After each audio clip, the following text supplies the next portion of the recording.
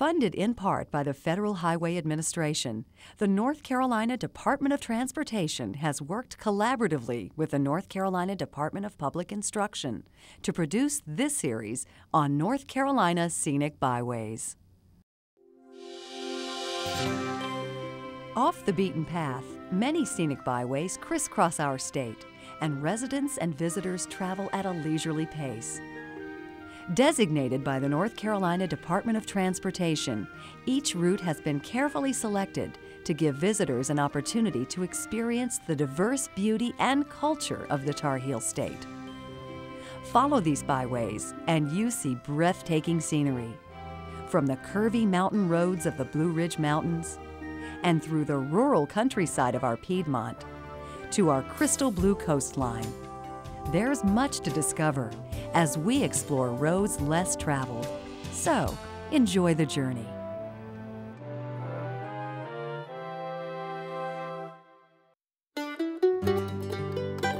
For a glimpse into our natural, cultural, and historical heritage, North Carolina Scenic Byways presents the Uwharrie Scenic Road. The start of a trip down the Uwharrie Scenic Road takes you through parts of the Uwharrie National Forest, where you can capture views of gently worn mountains formed by an ancient chain of volcanoes. The name Uwharrie is an Indian word, which possibly means rocky soil. The Uwharrie Scenic Byway begins at Asheboro and follows Highway 49 all the way to Concord. The first leg of our journey takes us towards the Uwharrie National Forest. Crossing under Highway 49 is the Uwharrie River, which winds its way through the forest. The Uwharrie is one of the Piedmont's last unspoiled rivers. Canoe paddlers see the best of the forest as they glide their way downstream. The power of all its water running downhill to the sea is exciting in the spring or fall. The Uwharrie National Forest is located in a geologic area known as the Carolina Slate Belt. The river is one of the best places to see evidence of slate, the metamorphic rock that is so dominant in the area. Follow the signs to the Uwharrie National Forest and you find that recreational spots are scattered throughout this park. There are great destinations for camping, where you can eat off the grill and pitch your tent for the night. Boaters on Lake Baden like to get an early start. Family members and friends enjoy swimming in this natural setting. The area around Baden Lake offers trails for hiking short distances or long. Before the Uwharrie National Forest was established, much of its area was cut-over abandoned farmland. But today, you find a mix of pines and hardwoods that provide habitat for a variety of wildlife species. Next, we take a detour off the byway to visit historic Salisbury, which offers us a series of historic sites that help us recall the history of the area. On our way, we pass through the Gold Hill community, a major gold mining area in the 19th century. Just outside Salisbury, our first stop is at the Old Stone House. It stands today as a memorial to the German Rhinelanders who settled in Rowan County in the early 1700s. Completed before the Revolutionary War and known as the oldest and only colonial building remaining in Rowan County, this two-story house was built of stone. The foundation is 14 feet deep and the stone walls are several feet thick. It was built by a German immigrant, Michael Brown, who traveled from Pennsylvania down the Great Wagon Road that crosses through the town. Inside the house, the plan for the rooms is based on how the Quakers built their homes. The corner fireplace in the parlor and the back bedroom share the same chimney. The dining room was heated by hot coals fed into this 5-plate Elizabeth stove. All the cooking was done in this 8-foot wide fireplace. Using tools like these meant that cooking took a lot of preparation and time. Like many early settlers, the Browns had a kitchen garden planted with herbs and vegetables. Upstairs in the house, you find a working loft. In colonial times, all clothes were handmade. Before women could begin to weave or sew, wool fiber was spun into yarn. This large loom was used to weave fabric for rugs, bedding, and clothing. Before you leave the upstairs room, notice the beam that runs the entire length of the house. The massive trusses that cross each other support the roof. Instead of nails, wooden pegs were used to secure these trusses. Our next two historic sites can be found in downtown Salisbury. The stately old 1854 courthouse presently houses exhibits and collections that reflect the history of Rowan County and Piedmont life. This wagon helps us interpret settlement of this area. Transportation has always been an important part of Salisbury. Salisbury is known as the crossroads of history. Years ago, two great roads, the Trading Ford and the Great Wagon Road, intersected at the center of town. When the German and Scot-Irish immigrants traveled down the Great Wagon Road, they packed a wagon full of the belongings they needed to start a new life. They could only travel about 5 miles a day, and the road from Pennsylvania to here was almost 500 miles long. At the Rowan Courthouse, another exhibit of military uniforms, a sword, and cornet reminds us of the conflicts Rowan County citizens faced. These articles are from the Confederate military prison, which housed Union soldiers during the Civil War. Exhibits in the Commerce Room contain a variety of items that document the early commerce of Rowan County. Another exhibit displays items from the medical profession. This set of bottles in a box is like a portable drugstore. The Rowan Courthouse that houses these many exhibits is part of the North Carolina Civil War Trail. It was spared when other buildings, like the Confederate military prison, were destroyed. Another site, with its park-like setting, is just a few blocks away from the Rowan Courthouse. It is named for Dr. Josephus Hall, who purchased the house in 1859 and began work to make it the showplace it is today.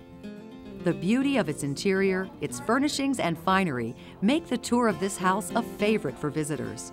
This is the formal parlor in Dr. Hall's house, and it's a very special place because it would only be used for weddings and christenings and funerals, and for very important visitors. Like the President of the United States? Absolutely.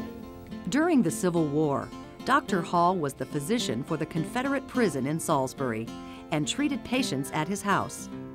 The Hall House is significant. It's been selected to be part of the Civil War Trail that takes visitors to places in North Carolina that mark events of the Civil War. Before you leave Salisbury, there's one more place downtown you might want to swing by. Built in 1908 in the Spanish Mission style, the Salisbury Railroad Passenger Station served as one of the Piedmont's gateways to the world. It was a mainline station between Washington, D.C. and Atlanta, Georgia.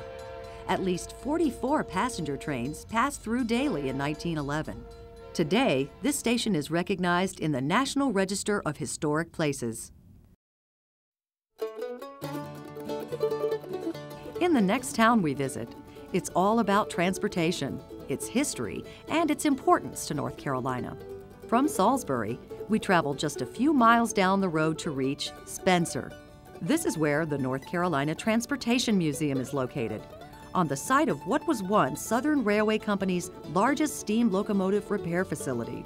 Barber Junction, now the museum's visitor center, is an authentic train depot moved here from the town of Barber. Begin at the 37-bay roundhouse, built in 1924. It's the largest restored roundhouse in the country. The building, once used for regular maintenance of steam locomotives, houses close to 50 restored locomotives and rail cars. Exhibits focus on the lives of the men who made Spencer shops run.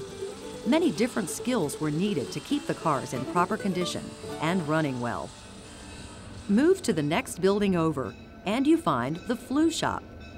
Built with hundreds of glass panes, the flue shop served as the repair area for the boiler flues of steam locomotives.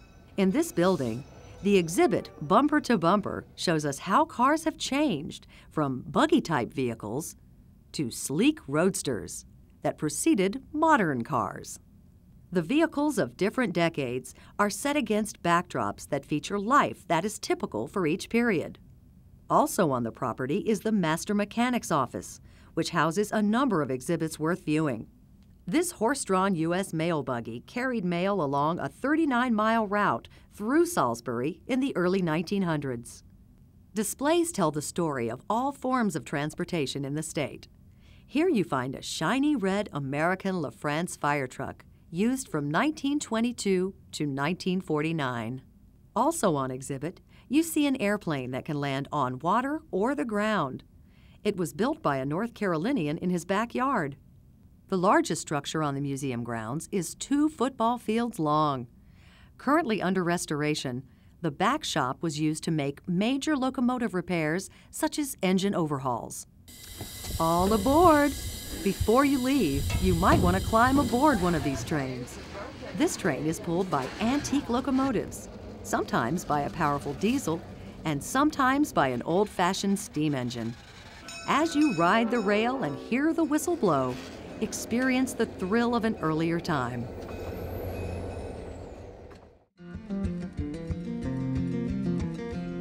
Now it's time to pick up where we left off on the Uwharrie Byway and travel west to 2 more interesting towns. From the crossroad at Richfield, we travel to Mount Pleasant, the first of 2 sites that have worked hard to restore their historic sites. On Main Street in Mount Pleasant stands the Eastern Cabarrus Historical Society Museum. This 1852 Greek Revival building was originally a boys' school. First a male academy, then a college, and later an institute, this museum also honors the achievements of early schools. Upstairs, down the long hall, you find different exhibits organized by theme. In the needlework room, you can admire intricate handiwork. Look close at the elaborate stitching on this Victorian crazy quilt, at the delicate lace used on collars and pillows, and at the simple but bold patterns of this red and cream quilt. Today's pharmacies aren't the way they used to be. Kids would eat ice cream sundaes and hang out with friends at the local drugstore. That's also where families bought their medicine. This museum in Mount Pleasant is unusual. The community comes together to donate these collections. Its only support is the contributions made by members of the Eastern Cabarrus Historical Society. Not far from Mount Pleasant, about 7 miles, we arrive at Concord, which is at the end of the Uwharrie Byway route. The most prominent feature on Union Street in Concord is the historic Cabarrus County Courthouse. Built in 1876, the Cabarrus County Courthouse was the seat of county government for nearly 100 years. You might want to scoot down the street and step into the Concord Museum, which houses many items of local interest. For example, this display includes a grouping of objects related to the Civil War period. Proudly placed on top of the display are photographs of Concord men that fought during the Civil War. These bullets, which were known as mini balls, are typical of what was used in rifles of the time. This flag reminds us of the brave Cabarrus boys who died in the war. A lieutenant cut the flag from its staff at the Battle of Gettysburg and carried it back home to Concord. Another example of items on display in the museum is a collection of bottles that held milk processed at the Cabarrus Creamery, which became one of the largest creameries in the area. Before you leave Concord, take time to visit the Memorial Garden. Through this gate, you enter one of Concord's early cemeteries. There is a lot to learn about history if you take the guided tour. There are many stories to tell about the families that helped establish churches and schools. The Memorial Garden is almost 3 acres. As you make your way through the garden, you find year-round color in the flowers and trees. It's a nice way to remember Concord. Before we leave the Uwharrie Byway area, there's one more site to visit. We begin our journey with views of the Uwharrie Mountains and end in hills that held the promise of gold. We go south to reach Reed Gold Mine. Reed Gold Mine is the earliest known operating gold mine in the nation. Did you know that North Carolina led the nation in gold production until 1848, when many miners rushed to California? When and how was this site discovered? Here's how the story goes. The year was 1799, over 200 years ago. One day, a young boy named Conrad was playing in Little Meadow Creek, and there he found a large yellow rock. When he took it home, it weighed so much, about 17 pounds, that his family used the rock as a doorstop. 3 years later, Conrad's dad became curious and decided to find out what kind of stone it was. A jeweler identified the nugget as gold and bought it for $3.50. Not much, and way below what it was worth. That was enough to encourage Conrad's dad, John Reed, to find others to partner with and start a mining operation. Before the end of the first year, a slave named Peter had unearthed a 28-pound nugget. Using only pans and rockers to wash the creek gravel, the part-time miners were successful at finding a great deal of gold. Soon other Piedmont farmers began exploring their creeks in search of gold. Men and women, both young and old, worked in the gold fields. You needed much more money, labor, and machinery to search for gold underground. At first, workers dug large pits in different places. Gradually, they turned the pits into shafts, and tunnels were extended out following the veins of ore.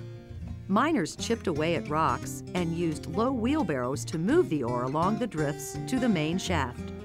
Iron buckets, called kibbles by the Cornish miners, were used to carry ore to the surface. Today, the Reed Mine is a National Historic Landmark. This state historic site is the only underground mine in North Carolina open to visitors. At the mine, portions of underground tunnels, more than 400 feet, have been restored for guided tours. On site is a reconstructed stamp mill with steam-powered machinery that crushes quartz rock to extract the specks of gold. Pebble-sized ore chunks are pulverized by the dropping action of the 750-pound iron stamps. Watch this marvelous machine as wheels and belts turn. See how the crushed rock and heavier ore is carried down the water trough. While you're visiting Reed Gold Mine, you might want to try your hand at another method used to find gold, the old-fashioned way. The trick is to wash the lighter material off the top and to shake the pan so the dense gold settles to the bottom. Next to this activity is the Little Meadow Creek, where young Conrad Reed found his first nugget of gold. From hills that offer a glint of gold to floating clouds and sun that lights up historic sights. Use these memories of the Uwharrie Scenic Byway to recall the Piedmont's rich history and the resources of our land.